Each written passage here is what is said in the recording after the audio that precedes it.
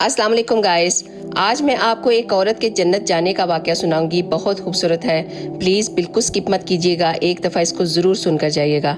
नबी पाक सल्लल्लाहु अलैहि वसल्लम इरशाद फरमाते हैं कि मैं जब जन्नत का दरवाज़ा खोलूंगा ना, तो एक औरत को मैं मेरे से पहले ही सबकत ले जाते हुए देखूंगा, यानी वो जन्नत में जल्दी से दाखिल हो रही होगी।